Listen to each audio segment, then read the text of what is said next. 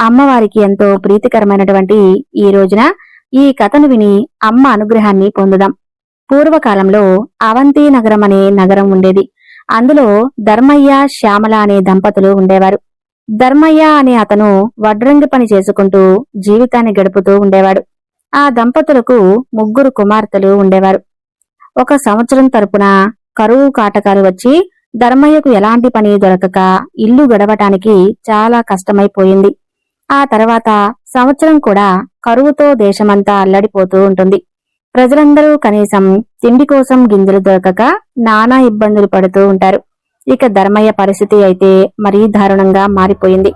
తినడానికి 2 పూటలా భోజనం కూడా దొరకక అలమటిస్తూ తిండికి కాలం గడుపుతూ అలా ఉండేవారు. కాని ఆ దంపతులిద్దరూ అంత కష్టకాలంలో కూడా ఎప్పుడూ భగవంతుణ్ణి మరిచిపోలేదు. వారితో తరతరాలుగా వస్తున్నటువంటి లక్ష్మీనారాయణ స్వామి వారి విగ్రహం ఒకటి ఉండేది. ఆ విగ్రహాన్ని ప్రతిరోజు భక్తి శ్రద్ధలతో పూజిస్తూ ఉండేవారు. రోజు ఏదో ఒక పదార్థాన్ని తప్పకుండా నైవేద్యంగా పెట్టేవారు. అయితే 2 సంవత్సరాల నుండి ఈ కరువు వలన ఇంట్లో ఎలాంటి పదార్థం లేకపోవటం వలన ఇంటి ఆవరణలో ఉన్నటువంటి తులసి మొక్క నుండి ఒక దళాన్ని లక్ష్మీనారాయణకు భక్తితో కళ్ళకద్దుకొని సమర్పిస్తూ ఉండేవారు. ఆ విధంగా రోజులు గడుస్తుండగా ఒకనాడు రాత్రి 10 గంటల సమయంలో తలుపు తట్టినట్టు శబ్దం వినిపిస్తుంది. ఆ వేళలో ఎవరు వచ్చి ఉంటారా అని ఆలోచిస్తూ తలుపు తీసినటువంటి ధర్మయ్య దంపతులకు మధ్య వయస్కురాలైనటువంటి ఒక ముత్తైదువు కనిపిస్తుంది. ఆమెలో ఏదో దివ్యమైనటువంటి తేజస్సు గోచరిస్తుంది. ఇంతటి రాత్రి వేళ ఇలా ఒంటరిగా వచ్చినటువంటి ఆమె అసలు ఎవరై ఉంటుందని ఆలోచిస్తుండగా అప్పుడు ఆమె భర్తతో ఇలా అంటుంది. నాయనా, నేను పొరుగురు నుండి మా ఊరు వెళ్తూ దారి తప్పి ఇదిగో ఇలా వచ్చాను. రాత్రి కావటంతో నాకు త్రోవ కూడా సరిగ్గా కనపడటం లేదు. మీరు ఏమీ అనుకోనంటే ఈ రాత్రికి మీ ఇంట్లోనే విశ్రమించి తిరిగి మరలా ఉదయాన్నే నా దారిన నేను వెళ్లిపోతాను అని అంటుంది. అప్పుడు ఆ దంపతులిద్దరూ ఆమెను లోపలికి రమ్మని చెప్పి ఆహ్వానిస్తారు. అతిథి భగవంతుడితో సమానమని అంటారు కదా, కానీ ఆమెకి ఇవ్వడానికి ఇంట్లో కనీసం ఏమీ వారికి కనిపించలేదు. కాసిన్ని మంచినీళ్లు మాత్రమే ఇస్తారు. ఇంట్లో పడుకోవటానికి ఒక చాప మాత్రమే ఉంటుంది. ఆ చాపనే ఆమెకు వారు వారిస్తారు. ఆ విధంగా ఆ రాత్రి ఆమె ఆ చాపపైనే నిద్రిస్తుంది. తెల్లవారగానే లేచి తిరిగి వెళ్లడానికి సిద్ధమవుతుంది. అప్పుడు దంపతులు ఆమెతో ఈ విధంగా అంటారు.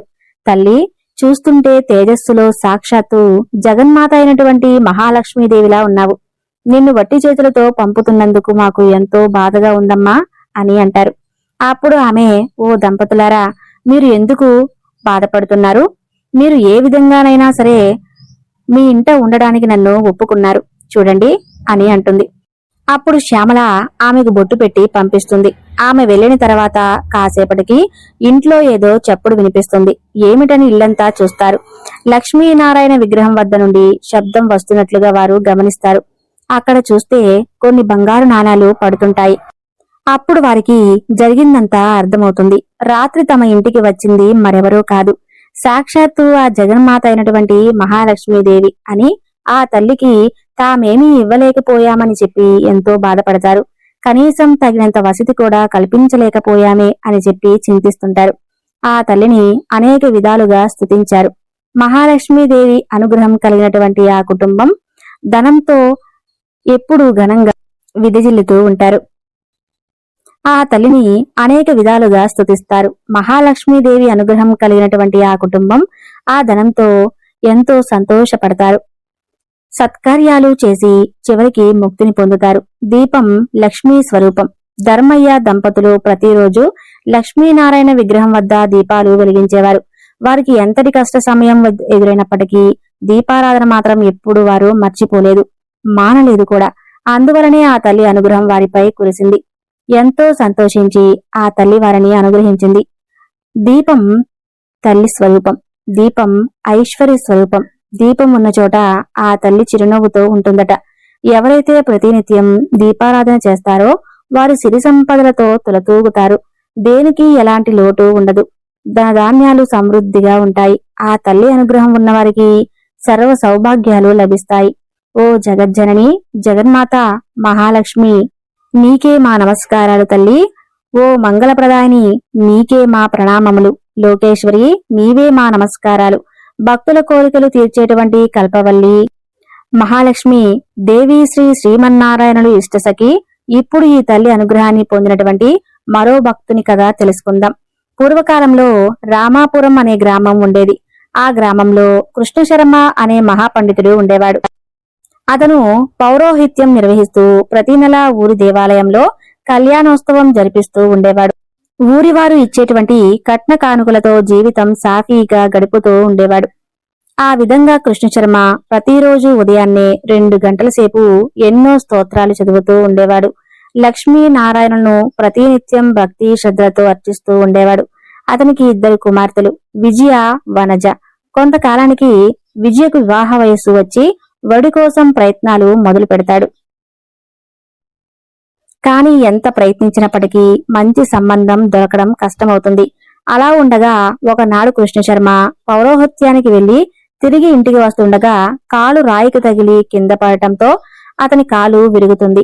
వైద్యులు కనీసం 6 నెలలు విశ్రాంతి తీసుకోవాలని చెప్పి మంచం ఎట్టి పరిస్థితుల్లోనూ దిగకూడదని చెబుతారు.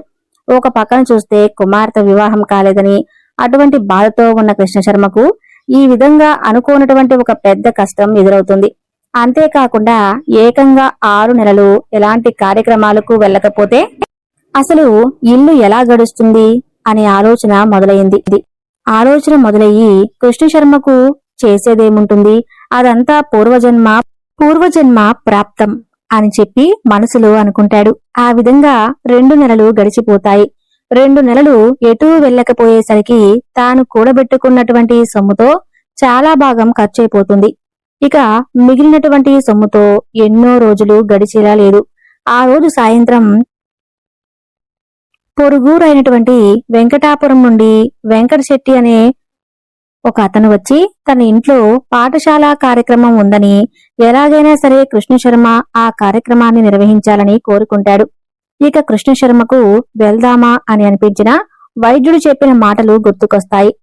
తాను ఎటూ కదిలేటటువంటి పరిస్థితులు లేనని వెంకటశెట్టికి చెబుతాడు. అందుకు వెంకటశెట్టి కృష్ణశర్మపై తనకు ఎంతో నమ్మకం అని చెప్పి తానే ఈ యొక్క కార్యక్రమాన్ని దగ్గరుండి మరీ జరిపించాలని కోరుకుంటాడు. అంతేకాకుండా ఇంటి వద్దకు బండి పంపిస్తానని, ఏమాత్రం తమరు శ్రమ పడకుండా చూసుకునే బాధ్యత నాదేనని చెప్పి ఆ శుభకార్యం నిర్వర్తించి తిరిగి మీరు మరలా ఇంటికి రావచ్చు అని అంటాడు. వర్మకు అది బాగానే ఉంది అని అనిపిస్తుంది. అలా ఎంతకాలం మంచాన పడి ఉంటాడు? కొంచెం లేచి అలా అలా తిరగడం ప్రారంభిస్తే కాని లాభం లేదులే అని చెప్పి మనసులో అనుకుంటాడు. ఇక ఆ రోజు ఉదయాన్నే లేచి ఊరు బయలుదేరేందుకు సిద్ధమవుతాడు. వెంకటశెట్టి మాటిచ్చినట్లుగానే పంపిస్తాడు. కాని బండి కొంచెం ఎత్తుగా ఉండటంతో ఎక్కడానికి కృష్ణశర్మకు ఇబ్బందిగా ఉండింది.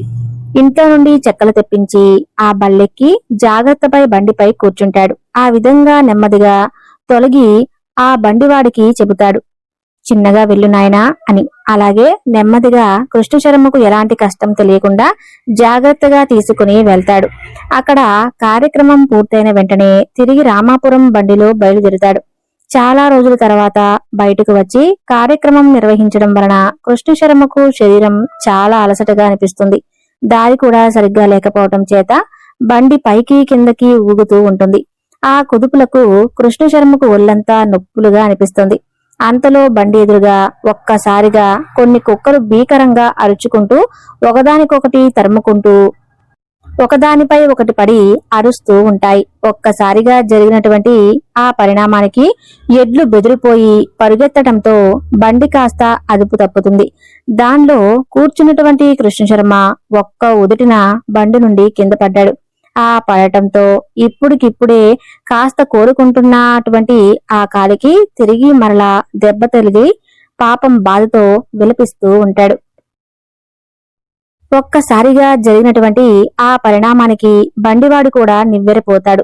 నెమ్మదిగా పైకి లేపి బండి పక్కకు ఆపి కృష్ణశర్మ వద్దకు వస్తాడు. విపరీతమైనటువంటి నొప్పితో బాధపడుతూ ఉన్నటువంటి కృష్ణశర్మకు తిరిగి బండిలో కూర్చోబెట్టేందుకు ప్రయత్నిస్తాడు. కాని కృష్ణశర్మ ఎంతో నొప్పితో విలవిలలాడిపోతూ ఏమాత్రం కదిలేటటువంటి పరిస్థితిలో లేడు. బండివాడికేమీ పాలుపోవట్లేదు. అందులో సన్నంగా వర్షం జల్లు కూడా ప్రారంభమవుతుంది. కృష్ణశర్మ భార్య అసలు ఇంతవరకు ఎందుకు రాలేదని ఎదురు చూస్తూ ఉంటుంది. కృష్ణ శర్మ బాధ వర్ణతాతీతం. ఆ విధంగా అదృష్టం కొద్దీ ఇద్దరు రైతులు వస్తారు. వారి సహాయంతో బండివాడు కృష్ణశర్మ నెమ్మదిగా బండి లోపల కూర్చోబెడతాడు. ఈ విధంగా భూలోకంలో జరుగుతున్నటువంటి ఈ పరిణామాన్నంతా కూడా వైకుంఠంలో ఉన్నటువంటి లక్ష్మీనారాయణుడు గమనిస్తూ ఉంటారు. కృష్ణశర్మ పడుతున్న కష్టాలను చూసి జగన్మాత అయినటువంటి మహాలక్ష్మి తల్లి హృదయం ద్రవించిపోతుంది. తన ప్రియసకుడు అయినటువంటి శ్రీమన్నారాయణ వారితో ఇలా అంటుంది, స్వామి, ఆ కృష్ణ శర్మ దీన పరిస్థితి చూడండి. ఎందుకు అతనికి అన్ని బాధలు పెడుతున్నారు చెప్పండి. ప్రతినిత్యం మనలను సేవిస్తూ ఉంటాడు కదా, ఇంకా ఎంతకాలం తనకి ఇలాంటి బాధలు చెప్పండి. స్వామి, అతని పరిస్థితి చూస్తుంటే నాకు చాలా జాలిగా ఉంది అని చెప్తూ ఉంటుంది. అప్పుడు శ్రీమన్నారాయణ వారు తన ప్రేసకి అయినటువంటి మహాలక్ష్మితో ఇలా అంటాడు, ఓ ప్రేసకి, మానవులు తమ పూర్వజన్మ పాప పుణ్యాల ఫలంగా సుఖదుఖాలను అనుభవిస్తారు. పూర్వజన్మ కర్మఫలం పూర్తవగానే కృష్ణశర్మకు తప్పకుండా మంచి రోజులు వస్తాయి. సమస్యలన్నీ తీరి సుఖంగా జీవిస్తాడు అని అంటాడు. అప్పుడు ఆ తల్లి ఇలా అంటుంది, ఏం సుఖం స్వామి, కుమార్తె వివాహం ఇంకా కాలేదు. వారికి యుక్త వయసు కూడా దాటిపోతుంది. పూర్తిగా కాలు తగ్గకముందే తిరిగి మరలా ఇప్పుడు ఈ విధంగా జరిగింది. ఇప్పటికీ పూర్తిగా కోలుకుంటాడో ఎవరికీ తెలియకుండా ఉంది. ఓ దేవి, త్వరలోనే అతని కష్టాలన్నీ తీరిపోగలవు. నీవు చింతించనవసరం లేదు. నీ బిడ్డ బాధను చూడలేకపోతున్నావు కదా, ఆ సంగతి నాకు తెలియనిది కాదు. కాని కృష్ణ శర్మ పూర్వజన్మ కర్మఫలం ఇంకా పూర్తి కాలేదు. కొన్ని రోజుల్లో అది పూర్తయి అతనికి మంచి రోజులు వస్తాయి అని అంటాడు. అక్కడ భూలోకంలో కృష్ణశర్మ బండిలో జాగ్రత్తగా కూర్చోబెట్టి బండివాడు అతని రామాపురం తీసుకుని వచ్చి ఇంటి దగ్గర జాగ్రత్తగా దింపుతాడు. జరిగిందంతా తెలుసుకుని కృష్ణశర్మ భార్య కుమార్తెలు ఎంతో బాధపడ్డారు. ప్రతినిత్యము లక్ష్మీనారాయణులను కొలిచేటువంటి తమ కుటుంబానికి అసలు ఈ కష్టాలు ఏమిటి అంటూ ఎంతో చింతిస్తూ ఉంటారు. ఆ తర్వాత వైద్యుడు వచ్చి కృష్ణశర్మను పరీక్షించి కొద్దిగా కోలుకుంటున్న ఆ కాలును మరలా విరిగిందని చెప్పి ఇక ఎటువంటి పరిస్థితుల్లోనూ ఈ కాలు కదలకుండా చేసుకోవాలని చెప్పి కొన్ని మందులు ఇచ్చి వెళ్లిపోతాడు. ఆ విధంగా కృష్ణశర్మ ఎంతో బాధపడి కష్టాల నుండి తనకు ఎప్పుడు విముక్తి కలిగి తిరిగి మరలా మునిపటి వలె ఎప్పుడు తిరుగుతానని మనసులోనే చింతిస్తూ ఉంటాడు. ఆ విధంగా కొన్ని రోజులు జరుగుతాయి. కృష్ణశర్మ భార్య ఇందుమతి ఏదో తెలియనటువంటి అనారోగ్యంతో మంచం పడుతుంది. తల్లిదండ్రులిద్దరూ మంచాల పాలవడంతో ఆ కుమార్తె పరిస్థితి అయితే వర్ణనాతీతం. లోకంలోని కష్టాలన్నీ తమకే వచ్చాయని చెప్పి వారు భావిస్తారు. వైకుంఠంలో ఉన్నటువంటి శ్రీమన్నారాయణ వారికి సపరులు చేస్తున్నటువంటి మహాలక్ష్మి ఇంత కోపం తెచ్చుకుని తన పెనిమిటితో ఇలా అంటుంది, ఓ నాదా, అసలు ఏమిటి ఈ వైపరీత్యం? కృష్ణశర్మ మంచం పట్టి బాధపడుతుంటే భార్య ఇందుమతికి కూడా అనారోగ్యం రావటం ఏమిటి? స్వామి, ఎందుకు వారికి అన్ని బాధలు? ఆ కుటుంబం పడుతున్నటువంటి బాధలు నేను చూడలేకపోతున్నాను. స్వామి, మనమంటే వారికి అపరిమితమైనటువంటి భక్తి కదా, ఇకనైనా వారికి కరుణించరాదా అని అంటుంది. అప్పుడు స్వామివారు మహాలక్ష్మీదేవితో ఇలా అంటాడు, ఓ దేవి, నీ కోపం నేను అర్థం చేసుకోగలను. వారు మన ప్రియభక్తులన్నది నిజమే, కాని వారి పూర్వజన్మ కర్మఫలం ఇంకా పూర్తి కాలేదు. అదైన తర్వాత వారు సుఖంగా జీవించే రోజులు తప్పకుండా వస్తాయి అని అంటాడు. ఆ మాటలకు జగన్మాత, స్వామి, మీరు చెప్పింది బాగానే ఉంది, కానీ ఆ రోజు వచ్చేదాకా అసలు ఆ కుటుంబం బ్రతికి ఉంటుందా అని నాకేమీ అనిపించడం లేదు అని అంటుంది. మీరు వెంటనే వారిని కరుణించవలసిందేనని అంటుంది. అందుకు శ్రీమన్నారాయణుడు కృష్ణశర్మ కుటుంబంలోని కష్టాలని త్వరలోనే తొలగిపోతాయని తల్లికి నచ్చజెబుతాడు. తర్వాత రోజులు గడుస్తూ ఉండగా గోరు చుట్టుపై రోకటి పోటు వల్లే ఒకనాడు కృష్ణశర్మ ఇంట్లో దొంగలు పడి చిన్న వస్తువులతో సహా అన్ని వస్తువులను దోచుకుని వెళ్లిపోతారు. ఆ కుటుంబం బాధ అంతా ఇంత అని చెప్పలేం. అదంతా గమనించినటువంటి మహాలక్ష్మీదేవి ఎంతో బాధతో తన హృదయం నిండిపోతుంది. ఆ తల్లికి తన భక్తులంటే ఎంతో ప్రేమ, ఎంతో అనురాగం. ఈ సృష్టిలో జగన్మాత చూపేటటువంటి అనురాగం మరెవరూ చూపలేరు. తన బిడ్డలు కష్టపడుతుంటే ఆ తల్లి ఎప్పుడూ చూసి సహించేది కాదు. కృష్ణశర్మ కుటుంబం పడుతున్నటువంటి కష్టాలను చూసి ఆ తల్లి హృదయం ద్రవించింది. వెంటనే స్వామివారితో ఇలా అంటుంది, స్వామి, ఇది చాలా అన్యాయం.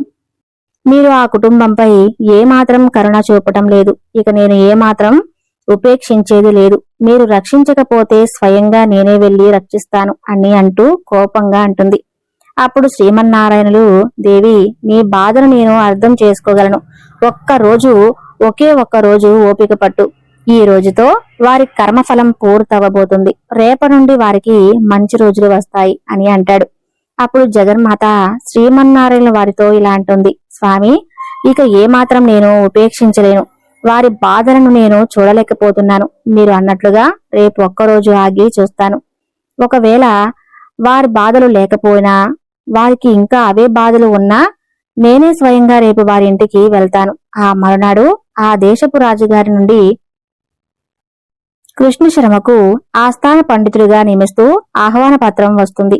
ఆ నియామక పత్రం తీసుకువచ్చినటువంటి భటులు ఎన్నో కట్న కానుకలు తెచ్చిస్తారు. అవన్నీ చూస్తూ ఉన్నటువంటి ఆ కుటుంబం ఆనందానికి అంతులు లేకుండా పోతుంది. ఇన్ని రోజులకు వారి కష్టాలు తీరిపోయాయని సంతోషిస్తారు. లక్ష్మీనారాయణులు ఎన్నో విధాలుగా స్పందిస్తారు. వైకుంఠంలో ఉన్నటువంటి మహాలక్ష్మీదేవి కూడా ఎంతో సంతోషిస్తుంది.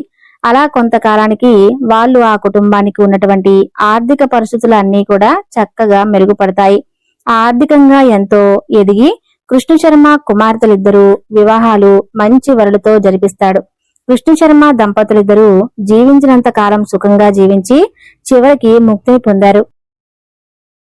పూర్వకాలంలో ధర్మధ్వజుడు మాధవి అనే దంపతులకు ఒక శుభముహూర్తమున తులసి అనే పుత్రిక జన్మించింది. ఆమె ఎంతో దివ్యమైనటువంటి తేజస్సుతో వెలిగిపోతూ దినదిన ప్రవర్తమానంగా పెరగసాగింది.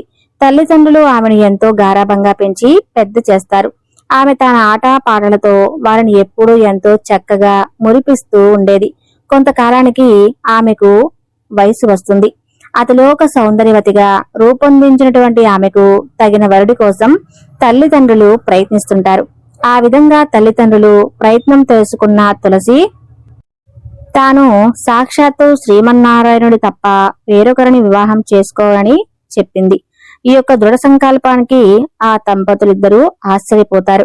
సాక్షాత్తు శ్రీ మహావిష్ణువుని వివాహమాడటం అంత తేలిక కాదని ఆమెకు నచ్చ చెబుతారు.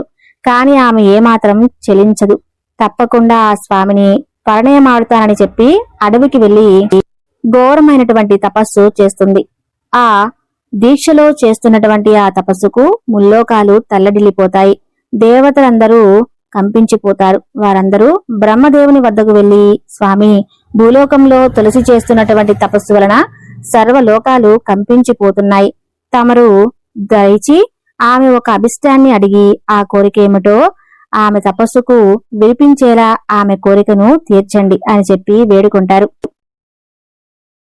అప్పుడు బ్రహ్మదేవుడు తులసీదేవి దగ్గర ప్రత్యక్షమై, నీకు ఏ వరం కావాలో కోరుకో అమ్మా అని అంటాడు. తులసి ఆ చతుర్ముఖుడితో ఇలా అంటుంది, తండ్రి, సర్వలోకాలను సృష్టించేటప్పుడు మీ దర్శనంతో నాకు జన్మ ధన్యమైంది. నాకు శ్రీమన్నారాయణుడే భర్తగా అనుగ్రహించండి అని అడుగుతుంది. శ్రీ మహావిష్ణువుడు తప్ప వేరొకరిని నేను వివాహమాడటం జరగదు. నా యందు దయ ఉంచి నన్ను కరుణించండి అని వేడుకుంటుంది. అప్పుడు బ్రహ్మదేవుడు ఆమె కోరిక త్వరలో నెరవేరలేదని చెప్పి శ్రీ మహావిష్ణువు యొక్క అంశతో శంఖచూడు అనేటువంటి వరుడు జన్మించాడని, అతనే తులసిని వివాహం ఆడగలడని చెప్పి స్వామి అంతర్ధానమవుతాడు. బ్రహ్మదేవుడు వరమిచ్చినట్లుగానే కొన్ని రోజుల్లోనే తులసి శంఖచూడు యొక్క వివాహం జరుగుతుంది. వారిద్దరూ సుఖంగా జీవించడం ప్రారంభించారు. శంఖచూడు ఎంతో దివ్యమైనటువంటి తపస్సు ఆచరించి అనేక వరాలను పొంది ఇష్టం వచ్చినట్టు ప్రవర్తించడం మొదలుపెట్టాడు.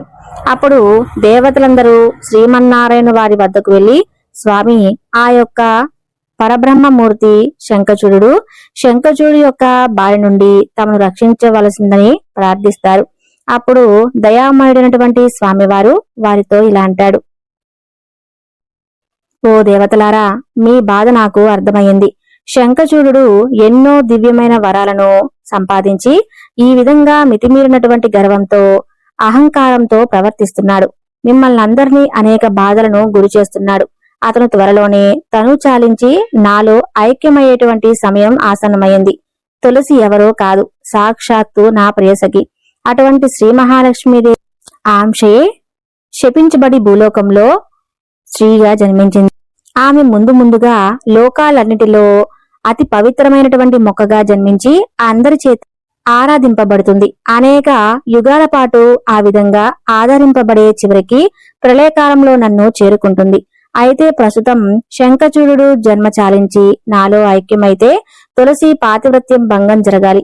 అది నేనే త్వరలోనే నిర్వర్తించడం, అక్కడితో మీ కష్టాలన్నీ తొలగిపోతాయని చెబుతాడు. ఆ విధంగా శ్రీమన్నారాయణుడు వారు స్వామివారు చెప్పిన దేవతలందరూ ధైర్యం తెచ్చుకుని వారి వారి లోకాలకు తిరిగి వెళ్లిపోతారు. కొంతకాలానికి ఒకనాడు శంఖచూడు ఇంట్లో లేనటువంటి సమయంలో శ్రీమన్నారాయణుల వారు శంఖచూడు రూపంలో వస్తారు. వచ్చింది తన భర్త శంఖచూడే అనుకుని తులసీదేవి తన భర్తతో డొర్లి ఆడుతూ ఉంటుంది. శ్రీ మహావిష్ణువు యొక్క సంగమంతో తులసి పాతివ్రత్య భంగం అవుతుంది. జరిగిన విషయం గ్రహించిన తులసి శ్రీమన్నారాయణ వారిని రాయిలా మారమని చెప్పి శపిస్తుంది.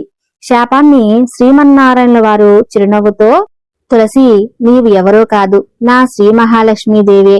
శాప విమోచనం కారణంగా భూలోకంలో తులసిగా జన్మించావు. నన్ను ఇప్పుడు చూసినటువంటి నువ్వు నన్ను తప్ప వేరే వారిని వివాహమాడనని చెప్పి ప్రతిజ్ఞ చేశావు, గుర్తుందా?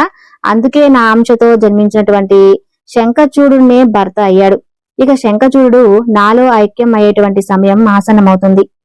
నా ప్రేయసఖివే నీవే కాబట్టి నా సంగమంతో నీ పాతివ్రత్య భంగం కలగలేదు. నీ శాప ప్రభావం నేను గండకీ నదిలో సాలగ్రామంగా శిలారూపాన్ని పొందుతాను. నన్ను సాలగ్రామ రూపంలో ఎవరైతే అర్చిస్తారో వారికి సర్వశుభాలు కలుగుతాయి. సాలగ్రామ ఆరాధనకు అత్యంత ప్రీతికరం కాగలదు అని అంటాడు. అప్పుడు శ్రీమన్నారాయణుల వారు చెప్పినట్లుగానే శంఖచూడు ఆ స్వామిలో ఐక్యమవుతాడు. తులసి మొక్కగా రూపాంతరం చెందుతుంది. సాక్షాత్తు మహాలక్ష్మి అంశ అయినటువంటి తులసి మొక్క ఎంతో మహిమాన్వితమైనది. తులసి ఆరాధనతో సర్వ సౌభాగ్యాలు లభిస్తాయి, ఐశ్వర్యాలు సిద్ధిస్తాయి. ప్రాతకాలంలో నిద్రలేచిన వెంటనే తులసి మొక్కను దర్శిస్తే లోకమందరి పుణ్యతీర్థాలలో స్నానమాచినంత ఫలితం దక్కుతుందట. వారికి సాక్షాత్తు లక్ష్మీనారాయణుల వారు పుణ్యఫలం దక్కుతుంది. తులసి మొదలనందు సర్వతీర్థాలు, మధ్య భాగమున సర్వదేవతలు, అగ్రభాగాన సర్వ వేదాలు ఉన్నాయని శాస్త్రం చెబుతుంది.